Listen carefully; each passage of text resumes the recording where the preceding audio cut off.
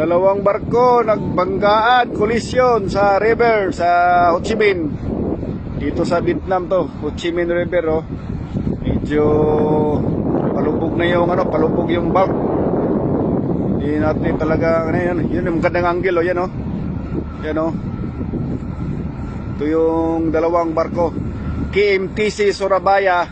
Yung isa hindi mababasa yung pangalan, nakalubog na yung pupa niya oh.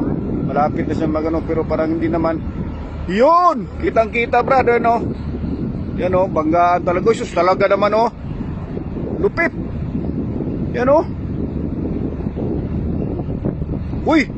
Malakas brad. Kasi pasok na pasok oh. Buti hindi umamos sa akomodasyon. Yan oh.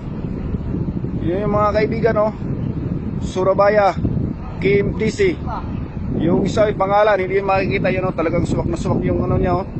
Proa niya mismo talaga. Yan o. Kaya ingat-ingat mga kabaro. Ingat-ingat kayo dyan. Yan si kabaro.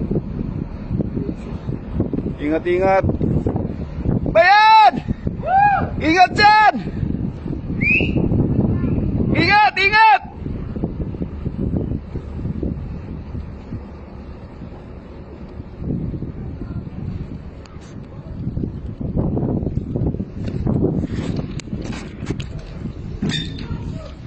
Ha? Hindi ka na lang naginip. Andun pa si George. Natulog si George yan. Super yung pagkaano niya talaga sa forward niya. Talagang swak na swak siya oh. Pumapasok talaga oh. Oh. Talaga sa bodega 5 banda. Kaya pala yung bodega 5 nabukas. So talagang barag talaga.